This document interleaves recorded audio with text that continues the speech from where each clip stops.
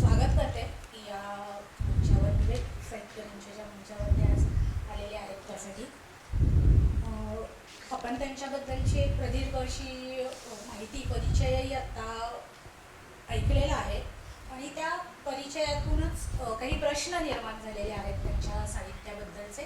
ते प्रश्न आता एक एक विचारणार आहे. प्रेक्षकांमधून कुणाला काही प्रश्न असतील तर ते थोडी मुलाखत पुढे गेल्यावर विचारू शकतात जरूर. खरं तर गूढ आणि मानवी वर्तनाचं विश्लेषण करणं हे भारत सासणे यांचं लेखक म्हणून एक वैशिष्ट्य आहे. तर त्या गूढ लेखनाबद्दल आणि मानवी वर्तनाच्या विश्लेषणाबद्दल लेखक म्हणून तुम्ही कसं पाहता त्या सगळ्या प्रक्रियेकडे? म्हटलं तर हा अवघड प्रश्न आहे, कारण मानवाच्या जीवनामध्ये जी गूढता आहे त्याबद्दल एक लेखक म्हणून मला काय वाटतं असं तुम्हाला विचारायचं आहे.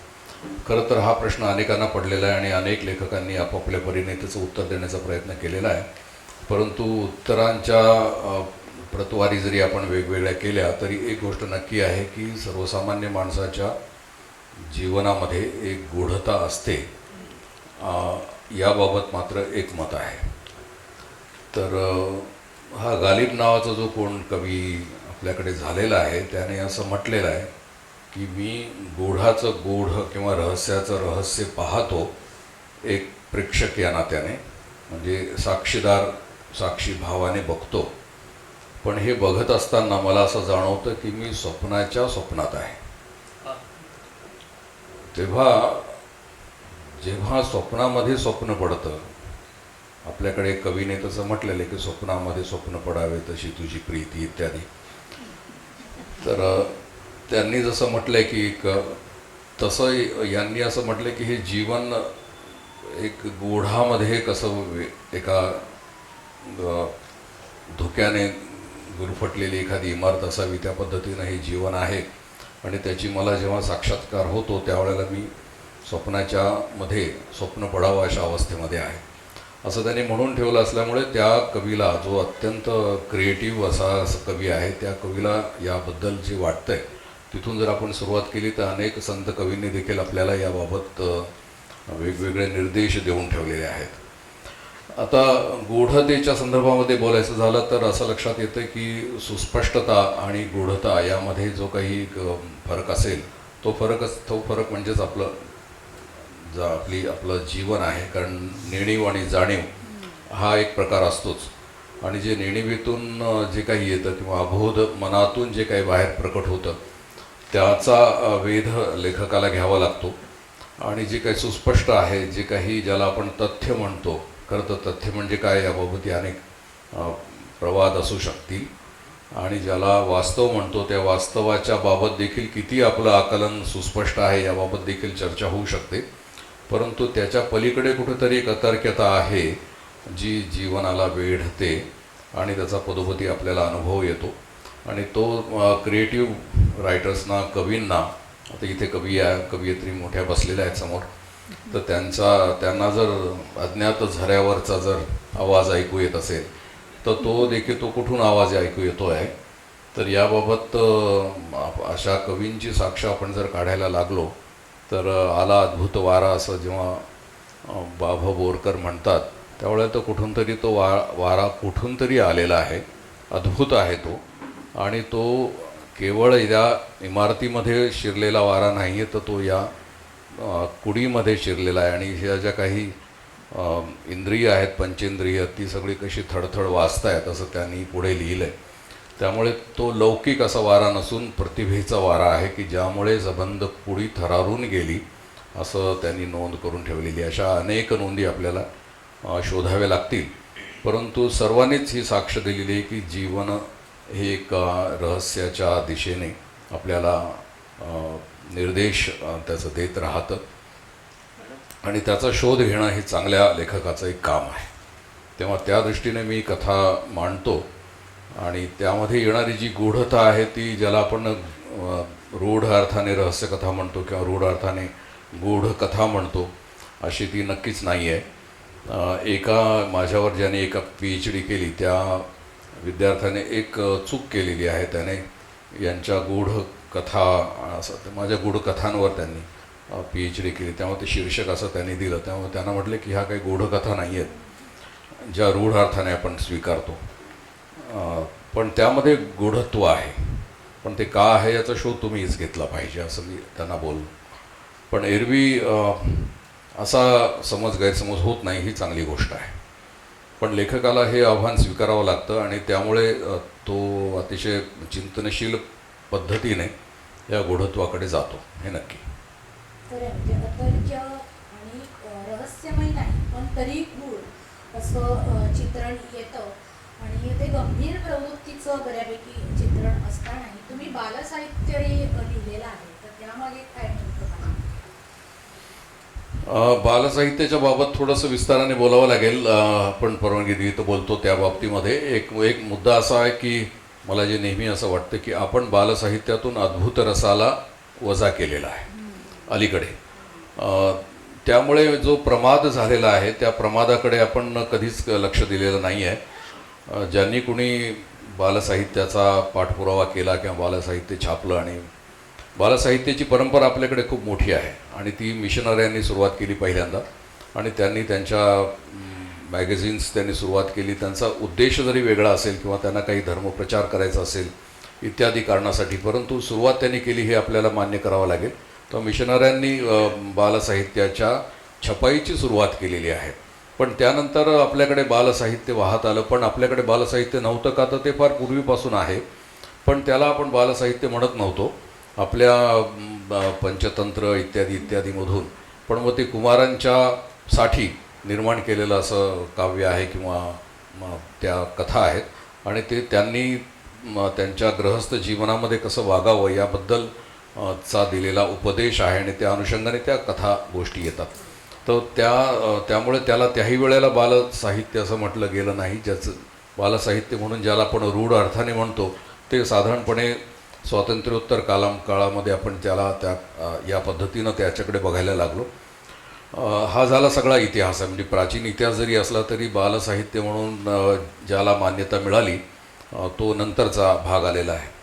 पण जेव्हा इंग्रजीचा प्रभाव संबंध साहित्यावर होता त्यावेळेला टॉम सायर इत्यादी ही जी काही प्रातिनिधिक पात्र आहे मुलांच्या विश्वातलं त्याचा ओघड प्रभाव हा गोट्या, चंदू इत्यादी पात्रांवर पडला आणि मग तो खोडकर मुलगा परंतु व्रात्य मुलगा परंतु चांगला, वयाने स्वभावाने चांगला आणि त्याचे हेतू चांगलेच होते अशा प्रकारे ही पात्र त्यावेळेला रंगवली गेली.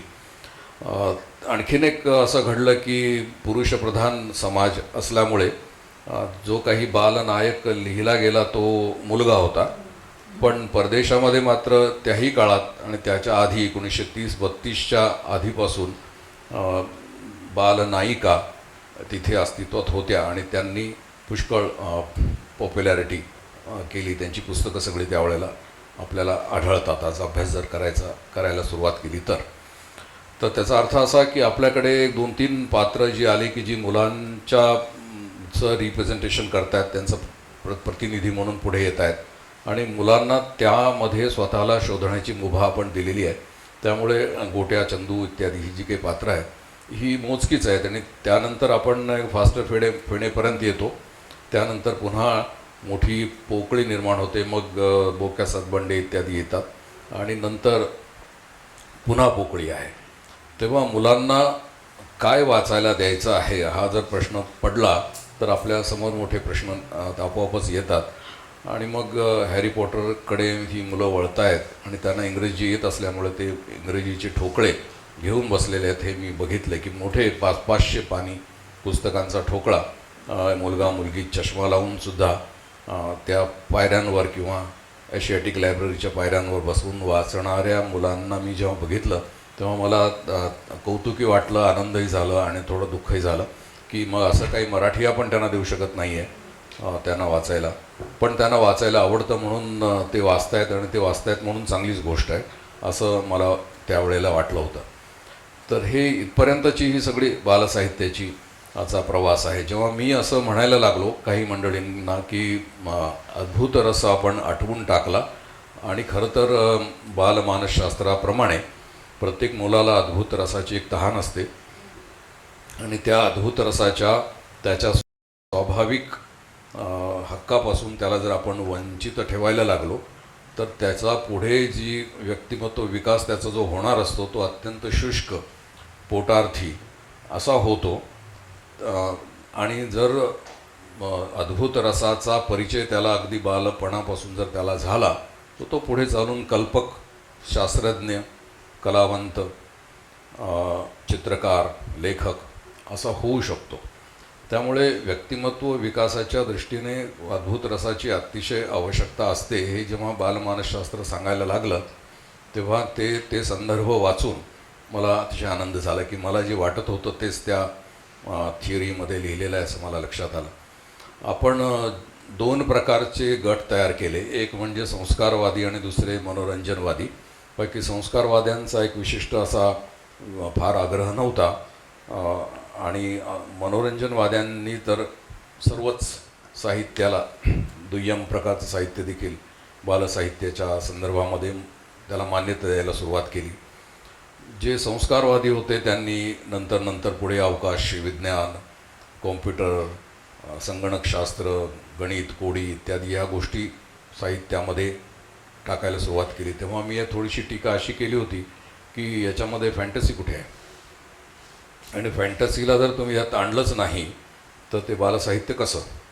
तर ते म्हणाले की मग ते चांदोबा होईलांचं मॅगझिन जे आहे ते किंवा मग ते कोणी लिहित नाही तुम्हीच लिहून द्या. तेव्हा ते आव्हान मी स्वीकारलं आणि मग वर्षाला एक याप्रमाणे छात्र प्रबोधनकडे मी एक कथा लिहायला लागलो आणि ती अद्भुत रसात्मक अशा प्रकारच्या कथा त्या होत्या.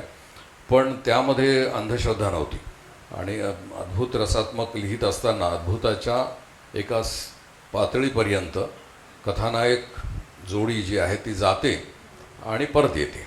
म्हणजे त्यांना काही असं दिसलेलं आहे, दर्शन झालेलं आहे, पाहिलं आहे त्यांनी, असं त्यामध्ये इंडिकेट केलेलं नाही आहे. त्यामुळे जसं आयुष्यामध्ये आपल्याला नेहमी घडताना दिसतं की आपण अद्भुताच्या एका पातळीपर्यंत जातो आणि तिथून परत येतो, आपल्याला त्याचं दर्शन होत नाही, तसंच या कथांमध्ये देखील मी रचलेलं होतं. त्यामुळे अद्भुत रसाचा वापर हा आपल्या साहित्यामध्ये झाला पाहिजे, या मुद्द्यासाठी मी इतका हा विस्तार आपल्यासमोर केलेला आहे. अद्भुत रसाने जे बालसाहित्य बालांपुढे येतं त्या बालसाहित्याला चांगला एक उठाव आणि एक चांगला वाचक मिळत जातो. पण मी याच प्रश्नाला जोडून तुम्हाला एक प्रश्न विचारेन की तुम्ही दीर्घकथा लिहिल्या, नाटकं लिहिली आणि कादंबऱ्या देखील तुमच्या आहेत, पण तुम्हाला जास्ती बालसाहित्य लिहिताना आव्हानात्मक वाटलं की या सगळ्या साहित्य प्रकारांचं लेखन करणं आव्हानात्मक? त्या वेळेला जी आव्हानं निर्माण झालेली ती विशेषच होती. उदाहरणार्थ जेव्हा लघुकथेपासून मी दीर्घकथेकडे जेव्हा जायला लागलो तेव्हा दीर्घकथा हा स्वतंत्र साहित्य प्रकार आपल्याला अस्तित्वात आणायचा आहे असा काही आविर्भाव माझा कधीच नव्हता. त्याचं कारण असं की माझ्या पूर्वसुरींनी दीर्घकथा लिहिलेल्या आहेत, जी असतील, चित्रेम असतील, आणखीन कोणी असतील, त्या सर्वांनी त्या वेळेला दीर्घकथा लिहिल्या. मी देखील त्यानंतर लिहायला लागलो. पण मला जे सांगायचं होतं ते लघुकथेमध्ये मावत नाही आणि त्यापेक्षा विशाल असा मोठा पट मला पाहिजे आहे आणि जे काही मला सांगायचं आहे ते दीर्घकथेमध्ये जास्त मी प्रकर्षाने सांगू शकेन असं जेव्हा मला वाटायला लागलं त्यावेळेला ते जे आव्हान होतं ते मला जास्त पेलावं लागलं. पण जर तुम्ही तुलना जर करायची म्हटली तर बालसाहित्याची जी काही जे आव्हान आहे ते नेहमीच अत्यंत अवघड असं असतं, कारण त्यामध्ये तुम्ही स्वतःला तपासून घ्यावं लागतं. तुम्हाला मुलांच्या मध्ये ज्या मानसशास्त्राचा विचार करावा लागतो आणि मुलांच्यामध्ये मूल होऊनच तुम्हाला जावं लागतं. तेव्हा त्याचे जे काही मनाचं विश्व आहे ते तुम्हाला समजून घेणं हे अत्यंत अवघड असं आव्हान मला वाटलेलं आहे. खरं तर या आव्हानात्मक गोष्टींनाही तुम्ही लेखक म्हणून पुरेपूर सामोरे गेलेले आहात. मला असं वाटतं की तुमच्या साहित्यातलं पात्रचित्रण फार वेगळं असतं, त्याला वेगवेगळी परिमाणं तुम्ही प्राप्त करून दिलेली आहेत. तर त्या पात्रचित्रणाबद्दल आम्हाला ऐकायला आवडेल. ज्यांनी आवाज येतोय, ज्यांनी माझ्या कथांचा आणि दीर्घकथांचा अभ्यास अलीकडे चालू केला, अलीकडेच जास्त करून, तसा तो अभ्यास खूप आधीपासून सुरू आहे. कारण जवळजवळ 6 मंडळींनी काय PhD केली त्यावेळेला माझ्याशी त्यांनी चर्चा केली होती आणि आता ज्या काही 3-4 लोकांनी नोंदवलेलं आहे त्यांचं नाव, तर आणि ते वेगवेगळ्या ठिकाणचे आहेत. परंतु त्याहीपेक्षा अलीकडे एक विशेष असा अभ्यास सुरू झालेला आहे. त्यात त्यांनी मला असं निदर्शनास आणून दिलं की तुमच्या अनेक कथांमध्ये जे मायनर कॅरेक्टर्स येतात, बारीक लोक कॅरेक्टर्स येतात, या सगळ्यांचा एकत्र आपण विचार केला तर खूप वेगळा प्रकाश पडतो आहे. तेव्हा या पात्ररचनेबद्दल काय सांगू शकाल असा त्यांनीच मला प्रश्न विचारला होता. त्यांना मी अजून अंतिम उत्तर काही दिलेलं नाही आहे, पण त्यांनीच मला काही उदाहरणं घालून दिली. त्यांनी असं म्हटलं की फिरोज विला नावाची एक दीर्घकथा आहे, आपण वाचली असेल ती. त्यामध्ये हा जो 18 वर्षाचा कथानायक आहे हा एका स्वातंत्र्यपूर्व काळातली घटना, काही 2-3 वर्षापूर्वी आणि 2-3 वर्षानंतर आता स्वातंत्र्य मिळणार आहे अशी घोषणा आणि तसं वातावरण चाललं आहे. त्यावेळेला हा जो मध्यम वर्ग तयार होत होता, कनिष्ठ मध्यम वर्ग, त्या मध्यमवर्गीयांची 18 पगड जातींची एक वसाहत त्या फिरोज विलामध्ये झालेली आहे. तर फिरोज विला म्हणजे काय, तर ब्रिटिश काळामध्ये असलेला तो तबेला होता आणि तो नंतर कोणाच्या तरी पारसी व्यक्तीच्या ताब्यामध्ये आला आणि त्यांनी तो विकला आणि ते विकत राहिले आणि जसं जमेल तसं त्या ठिकाणी खोल्या बांधल्या गेलेल्या आहेत. त्यामुळे संमिश्रण असं असलेलं, कुठलीही विशेष रचना नसलेलं असं ते संकुल आणि त्यामध्ये असलेली या मंडळींची ती तर तिथला हा जो नायक आहे, हा नायक मात्र तटस्थपणे या सगळ्यांच्याकडे बघतो. तशी सोय लेखक या नात्याने मी करून घेतली की याच्या मार्फत याच्या डोळ्यामध्ये आपण कॅमेरा बसवायचा आणि हा कॅमेरा या सगळ्या 18 व्यक्तींच्या फॅमिलीजवर फिरत राहायचा आणि त्यांच्या सगळ्यांचं जीवन आहे ते हळूहळू या दीर्घकथेमध्ये येत राहतं. म्हणजे वातावरण स्वातंत्र्यपूर्व काळातलं एक प्रकारच्या काय त्याला आपण म्हणतो दारिद्र्य रेषेच्या जवळपास असलेली ही मंडळी आणि धडपड करणारी आणि जीवनाचा संघर्ष करणारी. तर ही जे काही त्याच्यामध्ये एक कॅरेक्टर येतं, एक भाडेकरू घर सोडून खोली सोडून जाणारे, घर तरी काय खोलीच म्हणता येईल. तर ती खोली सोडून जायचं आहे त्याला आणि सगळं सामान तो घेऊन जाताना तो याला भेटतो आणि म्हणतो की माझी एक अतिशय अमूल्य अशी वस्तू या घरामध्ये आहे आणि ती मी तुलाच देणार आहे, कारण ते तूच त्या वस्तूकडे काळजीपूर्वक बघू शकशील. तेव्हा तो मुद्दाम बघायला जातो की काय मला ते देत आहेत. त्यावेळेला एका छोट्याशा गाडग्यामध्ये मनी प्लांट लावलेला असतो आणि हा मनी प्लांट संबंध भिंतभर मोठ्या प्रमाणामध्ये पसरलेला आहे. तर तो म्हणतो की हेच माझं धन आहे, कारण याला पाणी घालणं, संध्याकाळी आल्यानंतर सकाळी जाताना या वनस्पतीशी बोलणं, या वेलीशी बोलणं, हे माझं आयुष्य होतं आणि आता मी चाललो आहे तर आता त्याच्याशी माझं जे काही हिरवं नातं निर्माण झालं ते तुम्ही पुढे म्हणजे तू पुढे चालवू शकशील असं तो त्याला सांगतो. तर मला त्या अभ्यासकाने असं सांगितलं की हे कॅरेक्टर कुठून आलं, कारण असे छोटे जे कॅरेक्टर्स आहेत ते एका बाजूने विशेष आहेत, त्या जीवनाच्या वेगवेगळ्या पैलूंवर प्रकाश टाकणारे आणि त्याचबरोबर कथेला अर्थातच उपकारक आहेत कथेच्या प्रवासाला, म्हणूनच ते आलेलं असतं. पण तरी देखील त्याचा स्वतंत्र असा दर्जा आहे. त्यामुळं ते जर आपण कॉपी पेस्ट करून बाजूला काढलं आणि अशी अनेक पात्रांच्या गर्दी जर केली तर त्याचं एक कोलाज निर्माण होईल छानपैकी, असं त्यांचं म्हणणं होतं. तर हे जे काही कॅरेक्टर्स आहेत हे कुठून आले या प्रश्नाचं उत्तर खरं तर असं देता येईल की ते आपसामध्ये आपल्या समाजामध्ये आपल्या भोवतीच असतात ठिकठिकाणी आणि त्यांच्यातून आपल्याला ते नेमकं त्यांच्याकडे बघता आलं पाहिजे आणि त्या तिसऱ्या नजरेने आपण जर बघू शकलो, तिसऱ्या डोळ्याने, तर कदाचित आपल्याला ते सापडतात. आणि असे खूप जगण्यात छोटी मंडळी पण म्हणजे सामान्य, एका अर्थानं सामान्य आपण त्यांना म्हणू नये, पण एका अर्थानं सामान्य पातळीवर जगणारी पण तरी असामान्यत्व प्रकट करणारी अशी जी काही छोटी मंडळी आहेत, ही त्यांचा जो मोठेपणा आहे तो जर आपल्याला लक्षात यायला लागला तर ठळकपणे ही कॅरेक्टर्स तुम्हाला ओढून घेतात आणि मग ते आपोआपच आपल्या अवकाशामध्ये, कथेच्या अवकाशामध्ये येऊन समाविष्ट व्हायला लागतात. तर असं हे त्याचं थोडंसं स्पष्टीकरण देता येईल. म्हणजे पात्रांकडे अलिप्तपणे पाहिल्यामुळेच तुम्ही तृतीय पुरुषी निवेदनाचा वापर हस्ते केला का, असा एक प्रश्न कथा वाचताना पडत आहे.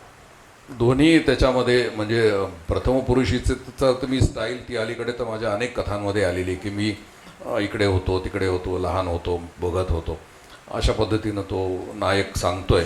आणि थर्ड निवेदन जे करत असताना अलिप्तपणे निवेदन म्हणजे लेखक हा निवेदक होऊन सांगतोय. ते दोन्ही पद्धतींचं संमिश्रण आहे. पण जेव्हा मी प्रथम पुरुषीचा वापर करतो त्यावेळेला एक वेगळं आव्हान घेतलेलं असतं, कारण बंधन तर आलेलं आहे, कारण तिसऱ्या व्यक्तीला लांबून जे काही दिसतंय तर त्याला स्वातंत्र्य आहे की हे पण सांगायचं, तेही सांगू शकतो, तेही सांगू शकतो.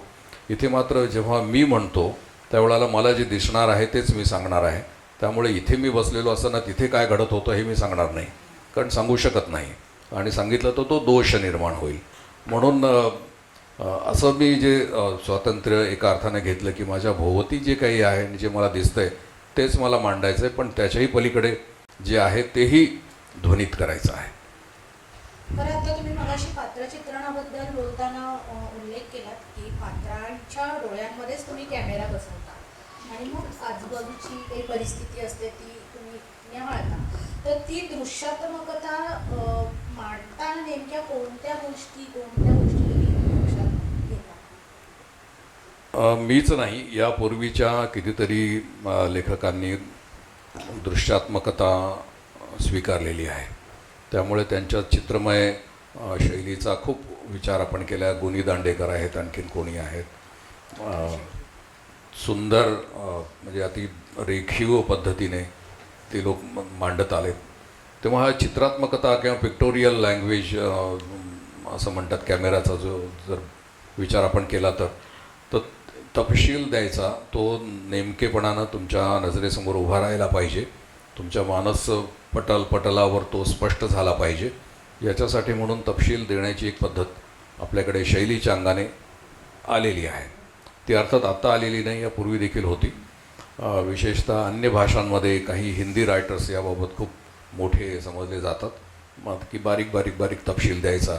म्हणजे प्रियमवद असा हिंदी एक मोठा लेखक आहे, तर त्याची आणि माझी तुलना केली जाते. अभ्यासकांनी ते करतायत की त्यांचं आणि माझ्यामध्ये काय सारखेपणा आहे. तर तो सारखेपणा असा आहे की बारकावे देत कथा पुढे सरकते, की रेल्वे प्लॅटफॉर्म आहे आणि रेल्वे अजून यायची आहे, तोपर्यंत काय चाललेलं आहे.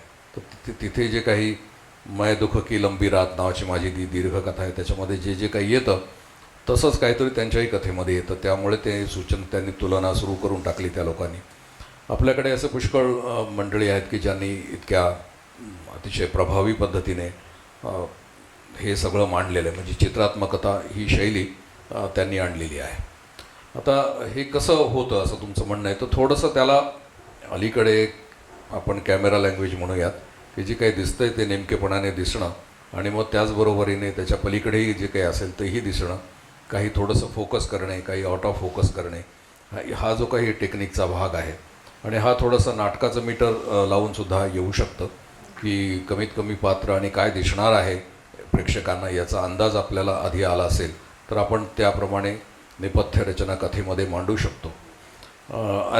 मी असा जेव्हा विचार करत होतो या शैलीबाबत, तेव्हा मला असं लक्षात आलं की अनेक लेखकांच्या बाबतीत काही दोष निर्माण झालेले आहेत, की त्यांनी सुरुवात केली अमुक एक पात्राच्या बाबत, त्या पात्राची लकब म्हणून त्याने चष्मा वापरणे हा जो जर एक लकब स्वीकारली असेल तर पुढे पुढे तो चष्मा हरवूनच जातो, तो कुठे येतच नाही. किंवा हे जे काही तपशील आहेत किंवा नाव काही वेळेला तर नावसुद्धा बदलतं, बबनरावचं रमेश झालेलं आहे असं, आणि हे चांगल्या लेखकांच्या बाबतीत झालेलं आहे.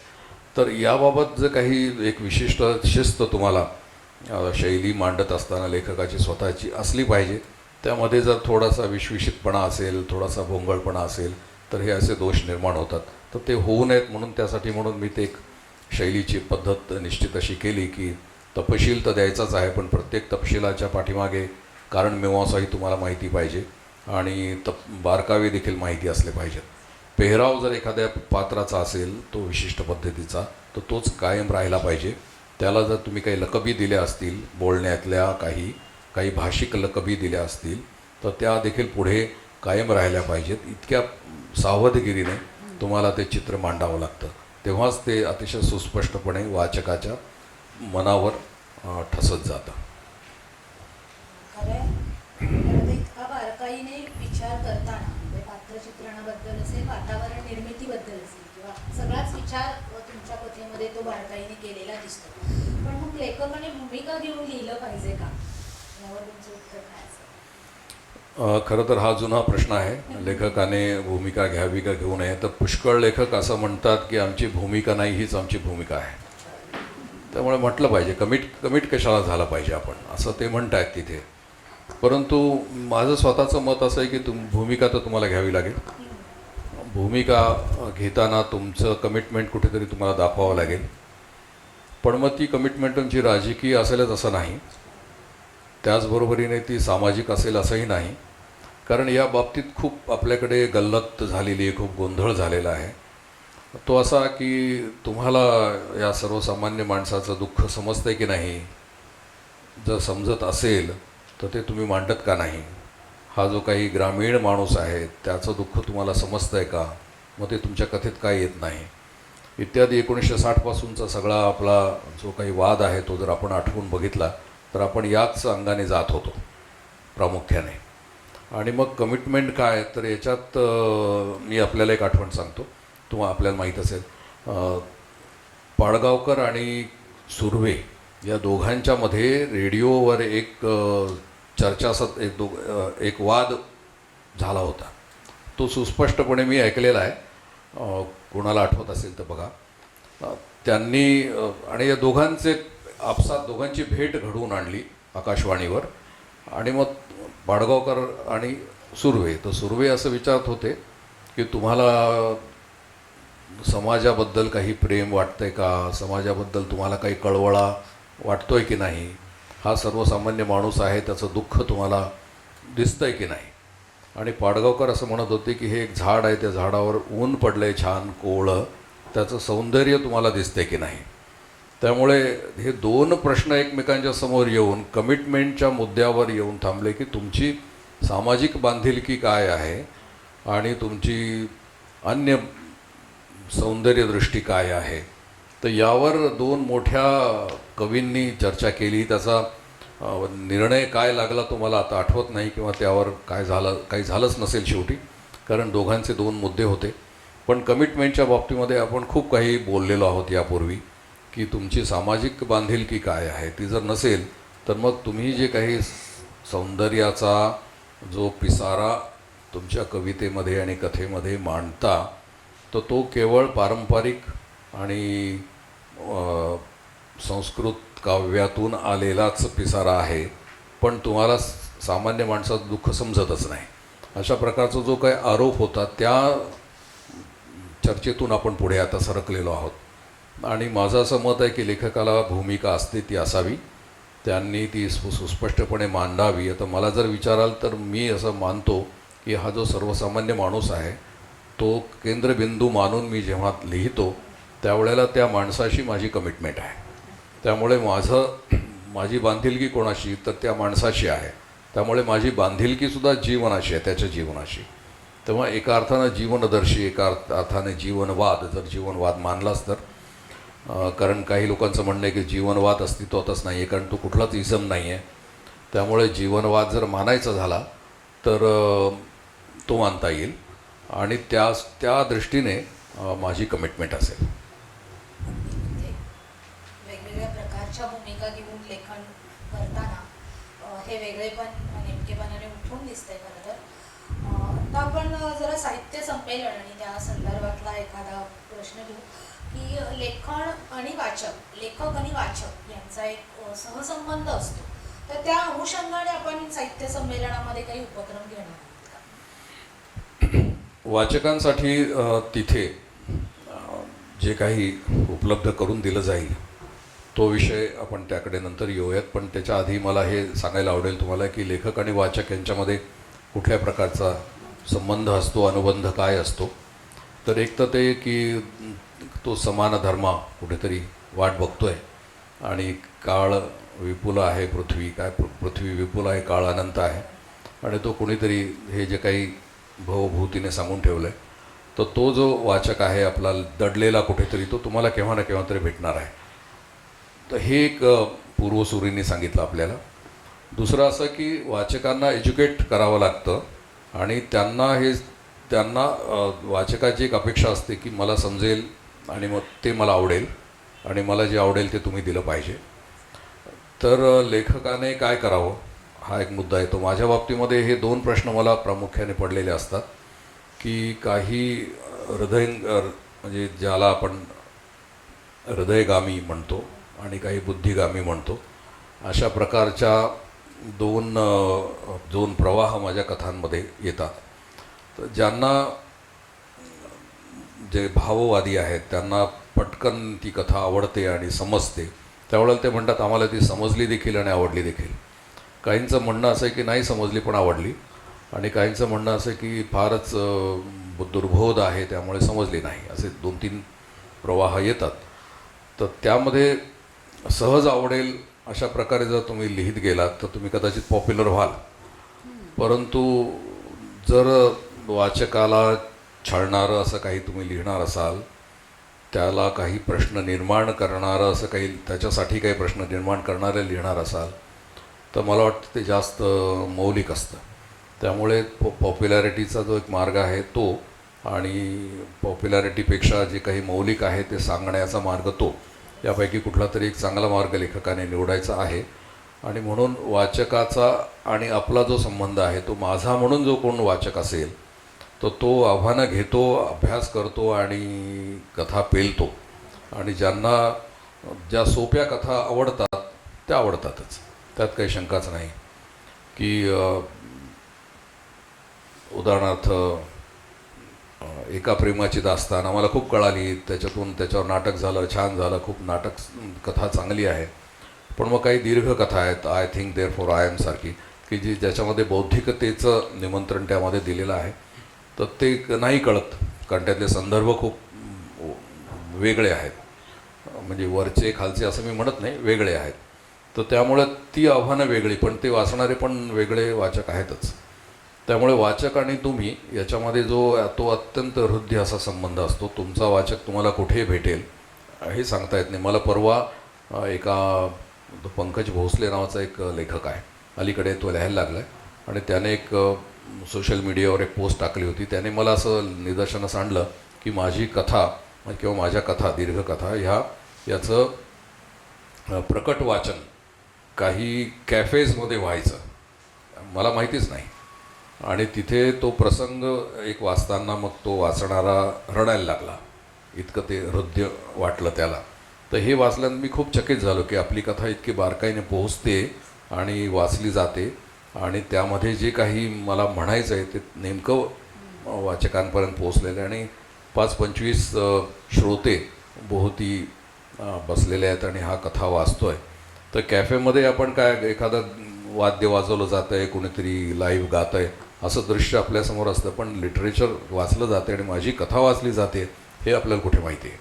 त्यामुळे वाचक हा कुठेही असू शकतो, कोणत्याही स्तरात असू शकतो, हा एक भाग. आता संमेलनामध्ये काय होईल, तर तिथे लेखक भेटीला हा एक उपक्रम असतोच. तिथे त्यांची आणि आपली भेट होते, इतर लेखकांना पण बोलवलं जाईल, आणि मग वाचक त्याच्या सह्या घेतात किंवा त्याच्या भोवती गर्दी करतात, आपली पुस्तकं देतात. त्याच्यामध्ये वाईट काहीच नाही आहे. उलट लेखकाला भेटण्याची एक ओढ असते वाचकाला, आणि वाचक आपला कोण आहे हे बघण्याची ओढसुद्धा लेखकाला असते. त्यामुळे तो देखील वाट बघत असतो की मला कोण येऊन भेटतंय.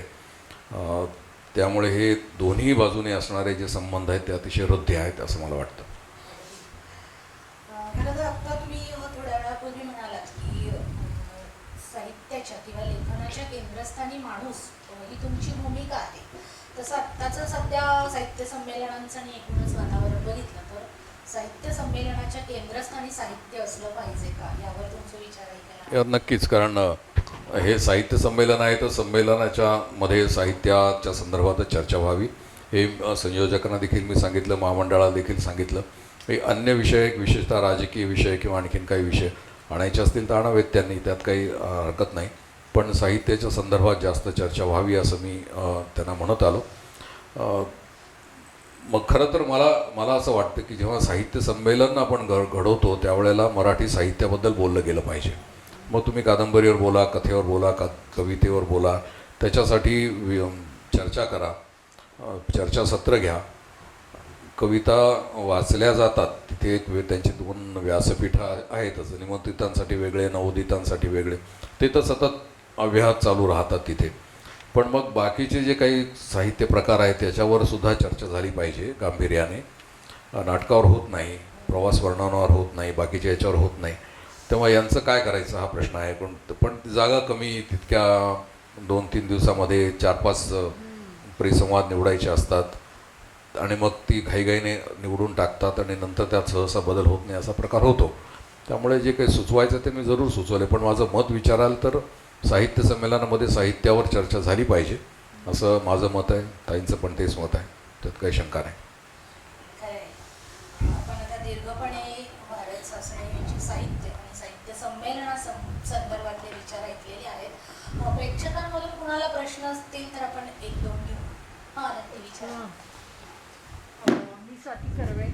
हो, वा. तुमच्या सगळ्या दीर्घकथा, कादंबऱ्या मी वाचलेल्या आहेत, पण 2 मित्र ही मला सगळ्यात आवडलेली कलाकृती आहे. त्या 2 मित्रांच्या रिलेशनबद्दल तिसरा मित्र जे सांगतोय, संबंध उलगडते कथा तिसऱ्याच्या निवेदनातनं. तर आत्ता आपलं बोलणं झालं तर तो तिसरा मित्र म्हणजे तुमचा कॅमेरा आणि तुम्ही आहात असं मला वाटतं. आणि मैत्री हे जीवनातलं एक अमोल मूल्य आहे अशी धारणा तुम्ही व्यक्त केली, त्याच्याबद्दल थोडं सांगा. खरं तर आता आजची काहीतरी येतो आवाज. खरं तर आजची परिस्थिती जर आपण बघितली बारकाईने तर असं लक्षात येतं की जो काही विद्वेषाचं जे वातावरण आहे भोवती, त्यावर काही सोल्युशन आपल्याला देता येईल का, तर मैत्र हेच एक सोल्युशन आहे. वेगवेगळे घटक त्या कादंबरीमध्ये येतात, पण या सर्वांना एकत्र बांधणारं तेवढं एकच सूत्र आहे, जे मैत्रीचं सूत्र आहे. त्यामुळे ती कथा मी फार पूर्वी, म्हणजे जवळजवळ 18 वर्षापूर्वी लिहिलेली आहे. त्याचा इंग्रजी अनुवाद आत्ता आला, ज्याचं प्रकाशन इथे पुण्यातच झालं होतं.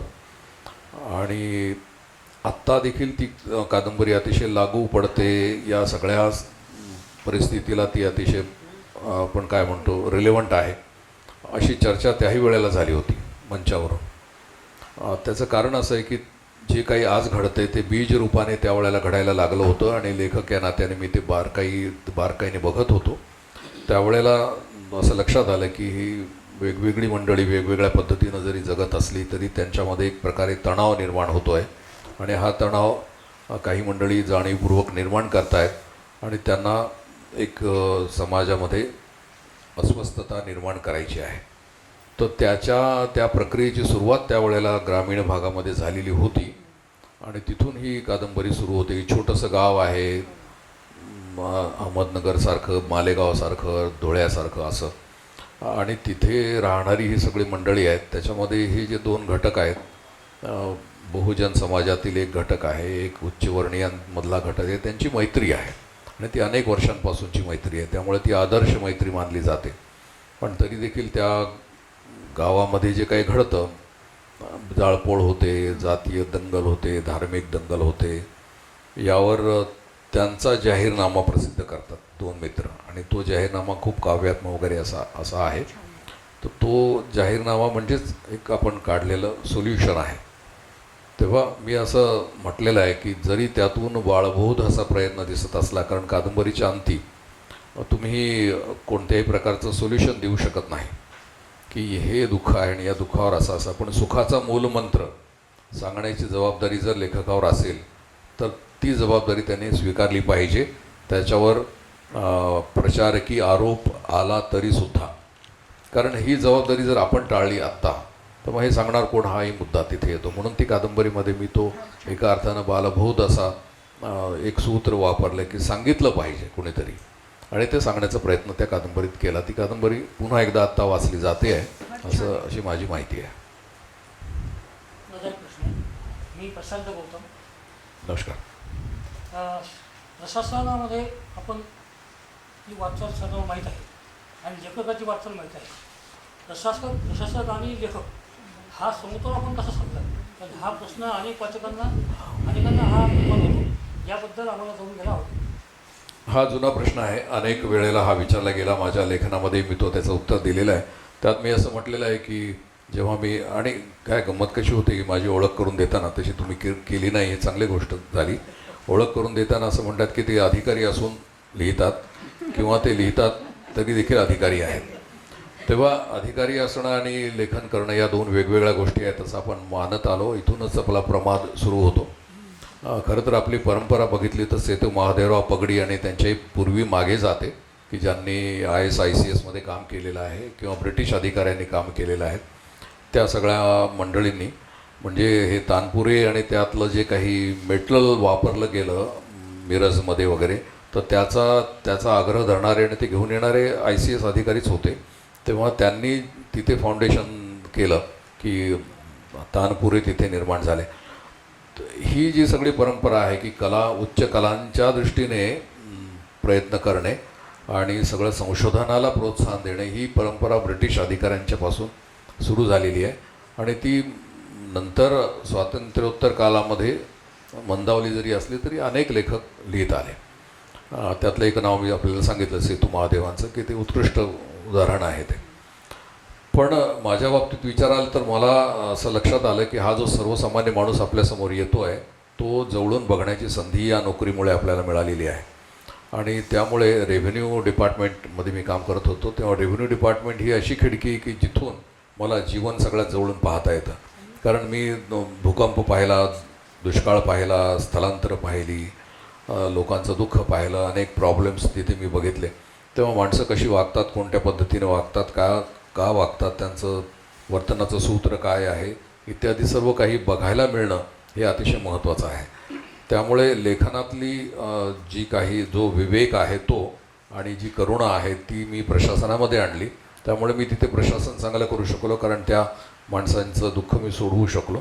कारण तो समोर आलेला माणूस आहे, त्यातला जो ओलावा मला पटकन समजला.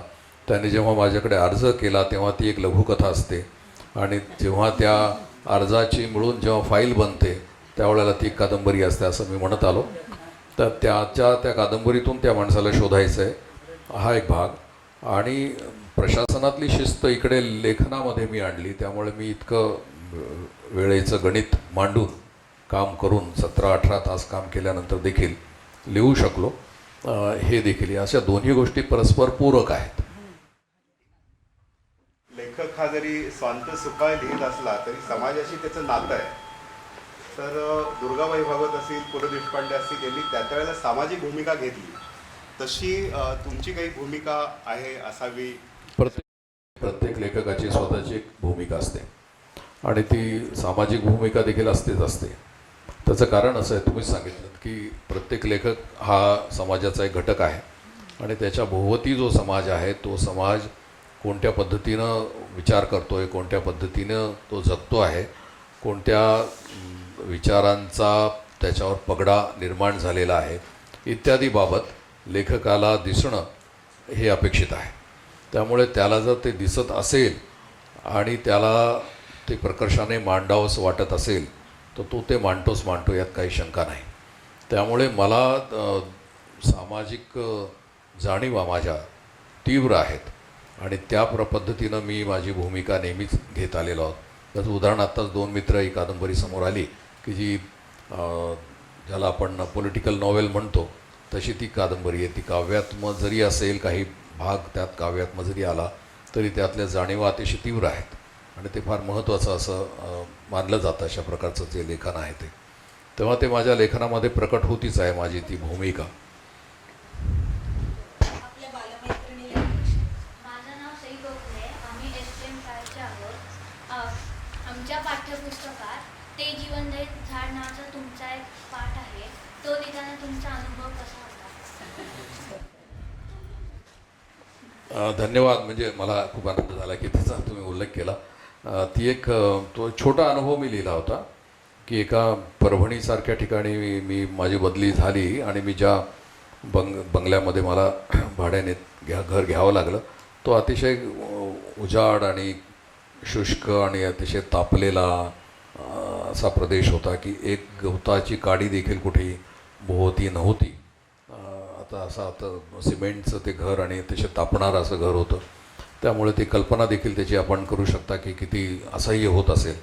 पण तिथं सुदैवाने घराच्या मागच्या कोणीतरी भाडेकरूने एक लिंबाच्या, म्हणजे त्याला आपण कडुलिंब नाही, त्याला लिंबू म्हणतो, त्या लिंबाचं झाड लावलं होतं, आणि तेवढं एकच एक हिरवं झाड त्या बंगल्याच्या पाठीमागे होतं, आणि सगळं सांडपाणी तिथे जाईल अशी व्यवस्था केली होती. त्यामुळे ते टिकून होतं. आणि तिथे मी जे काही पहिल्यांदा बघितलं की गोगलगाई देखील झाडावर चढतात, हे पहिल्यांदा बघितलं. कारण मी तसा चांगला ऑब्झर्वर जरी असलो तरी असं हे मी अनुभवलं नव्हतं. किंवा तिथे घरटी कशी होतात त्या पारवा पक्ष्याची, ती खूप जवळून दिसायची, कारण खिडकी उघडली तर समोरच ते असायचं. त्यामुळे त्यांचे ते लुकलुकणारे डोळे. तर हे मी सगळं हे चित्रण आपल्याला सांगतो आहे की त्याच्यात ते मी मांडलं तेव्हा त्यात निसर्गाचं प्रेम तर आहेच आहे, त्याचबरोबर एक विधायक दृश्य आहे मी मांडलेलं आहे, आणि एक संदेश देखील आहे की आपण भोवती निसर्गाने दिलेलं जे काही हिरवं असं संगीत आहे ते ऐकलं पाहिजे. म्हणून ते जीवनदायी झाड आहे की ते झाड अनेकांना जगवून गेलं. पक्षी यायचे तिथे थंड राहण्यासाठी, गोगलगाई यायच्या, अनेक प्रकारे खाली कुत्री येऊन बसायची, कारण पाणी थंड, ते सावली असायची, थंड होतं सगळं ते. त्यामुळे ते जीवनदायी असंच ते झाड होतं. म्हणून ज्यांनी कोणी लावलं त्यांनी मोठं पुण्यकर्म केलं असं मी त्यामध्ये म्हटलेलं आहे. तर ते आपल्याला आवडला याचा आनंद वाटला. नमस्ते सर. बाल साहित्याबद्दल जे आपण बोललात की अद्भुत कथांचं कमी आहे प्रमाण, मग हे प्रमाण कमी असल्यामुळे आणि मुलांची वाचनाची भूक भागत नसल्यामुळे मुलं पोलीस कथा, CID ह्या प्रकाराकडे वळलेत का, किंवा मग त्याच्यासाठी वेगळे काही प्रयत्न व्हायला हवेत का? म्हणजे आपल्याला काय वाटतं? तुम्ही मुलांचं भावविश्व तुमच्या लेखनातनं अगदी जवळून अनुभवले, तर मग ती भूक भागवण्यासाठी मुलं इकडे वळतायत का? नाही, असं म्हटलं जातं, मी देखील असं म्हटलेलं आहे की प्रतिभावान लेखकांनी बालसाहित्याकडे वळालं पाहिजे. त्यांनी त्यामध्ये प्रयोग केले पाहिजेत आणि त्यात लिहिलं पाहिजे. आपल्याकडली काही मंडळी म्हणजे विंदा वगैरे या सगळ्यांनी थोडंफार लिहिलेलंच आहे, नाही असं नाही, पण मोठ्या प्रमाणात हे काम होत नाही. पण असं समजलं जातं की बालसाहित्य तर लिहायचं आहे, काय मुलांसाठी काहीतरी लिहा, विशेष काही करण्याची गरज नाही. हा जो काही गैरसमज आहे ना, हा अत्यंत घातक आहे. हॅरी पॉटरची जी कर्ती आहे, रोलिंग नावाची बाई, तिची प्रचंड प्रतिभा आणि प्रतिभेची तिची जी झेप आहे ती इतकी विलक्षण आहे की खरं तर तिनं जे काही विश्व निर्माण केलं, ते युनिव्हर्सिटी, जादू शिकवणारी युनिव्हर्सिटी आणि त्याभोवती असलेलं सगळं कॅरेक्टर्स आणि अनेक मागचा सगळा इतिहास, तर त्यासाठी तिला अनेक खंड लिहावे लागले आणि ते खूप पॉप्युलर झाले, त्याच्यावर सिनेमे देखील निघाले. तर हे सोपं काम नाही आहे. त्यामुळे प्रतिभेच्या लेखकांनीच मोठी झेप घेतली पाहिजे, तरच मुलांची ही भूक भागू शकेल. आता मराठीमध्ये खरं तर एका बाजूने आपण म्हणतो की अद्भुत रसाचा काय अभाव निर्माण झाला आहे, पण अद्भुत रस जर आपल्याकडे परंपरेने चालतच आलेला आहे, आपल्या सगळ्या साहित्यात तो आहेच आहे, पण तो नेमकेपणाने काढून मुलांसमोर ठेवण्याचा प्रयत्न हा सहसा होत नाही. चांदोबा बंद पडला, त्याच्यावरही टीका झाली की काय चांदोबा, त्याच्यामध्ये शुद्धलेखन तपासलं जायचं नाही. तर मी असं म्हणालो की शुद्धलेखन कदाचित चूक झाली असेल, कोणी गेली, पण त्यातली चित्र आणि त्यामधल्या कथा गोष्टी ज्या आहेत त्यामुळे मुलं जी मोहित होत होती ती गोष्ट इतकी मौल्यवान आहे की त्यामध्ये अशुद्ध लेखन असेल या गोष्टीकडे आपण थोडंसं दुर्लक्ष करायला हरकत नाही असं मी म्हणालो होतो. पण ते चांदोबाई बंद पडला आणि त्यानंतर अशा प्रकारचा प्रयत्न आपल्याकडे कुठे झालेला दिसत नाही. आपले जे मॅगझिन्स आहेत ते सगळे बंदच पडत चालले. काही असतील, काही सरकारी त्याच्या दप्तरात चालतात आणि बाकी काही अन्य असतील, पण बहुधा मोठ्या प्रमाणामध्ये असं लेखन होत नाही. बालसाहित्याची जी काही निर्मिती आहे ती दुसऱ्या तिसऱ्या चौथ्या फळीमधल्या व्यक्तींकडूनच केली जाते, पण ती प्रतिभावान अशा लेखकांनी करायला पाहिजे असं माझं मत आहे. खरं तर ही चर्चा खूप चालेल, प्रश्नही विचारले जातील, पण एक शेवटचा प्रश्न फक्त एक तरुण विद्यार्थी विचारतोय, त्याच्याकडनं घेऊ. नमस्कार सर, मी सुरेश जाधव. गेली अनेक वर्ष साहित्य संमेलन आणि त्याच्या बातम्या पाहतोय. साहित्य संमेलन आणि वाद हा एकत्रित आलेला विषय आहे असं काय आमच्या पिढीला वाटते. पण माझा असा प्रश्न आहे की तुम्ही साहित्य संमेलनाचे अध्यक्ष म्हणून साहित्य संमेलन निखळ साहित्य संमेलन होईल का? कारण की साहित्य संमेलनाच्या व्यासपीठाकडे पाहिल्यानंतर आम्हाला ते राजकीय संमेलन असं वाटतं. तर त्यासाठी काही आचारसंहिता किंवा सूचना तुम्ही कराल का? आणि एक उपप्रश्न, रहस्य कथा वगैरे वाचत असताना नैराश्य वाढत जातं, त्यावेळेस वाचकांनी कसं याच्यातून बाहेर पडलं पाहिजे यावर काही सूचना वगैरे? आता हा खरा तर खूप मोठा असा प्रश्न आहे की याच्या तपशिलाने जर बोलायचं झालं तर बराच वेळ लागेल त्याला. कारण रहस्यकथा वाचल्यामुळे नैराश्य येतं या विधानाचा समाचार घ्यायचा झाला तर आपल्याला बराच वेळ बोलावं लागेल की कोणत्या रहस्यकथा तुम्ही वाचता, का वाचता, कोणाच्या वाचता आणि त्यामुळे नैराश्य का येतं, जर येत असेल तर याबाबत वेगळा विचार आपल्याला करावा लागेल. तुमचा पूर्वार्ध प्रश्नाचा असा होता की साहित्य संमेलनाकडे राजकीय पीठ म्हणून आम्ही बघतो, तर त्यामध्ये अर्धसत्य आहे आणि बाकी इतर गैरसमज आहे. अर्धसत्य असा की मागच्या काही वर्षांमध्ये राजकीय पुढाऱ्यांना तिथे मोठ्या प्रमाणामध्ये वाव आपण दिला आणि त्यामुळे तिथे होणारी चर्चा ही प्रामुख्याने राजकीय झाली असा आपला समज आहे.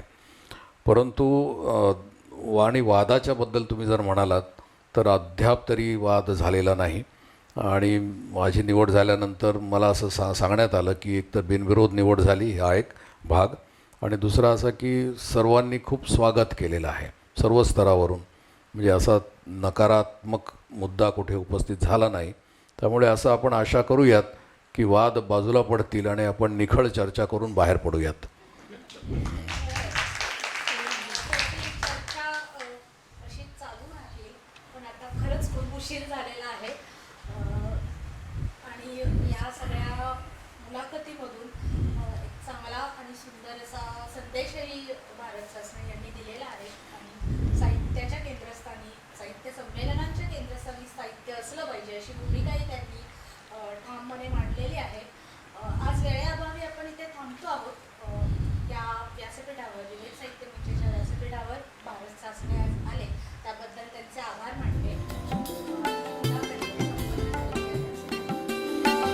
धन्यवाद.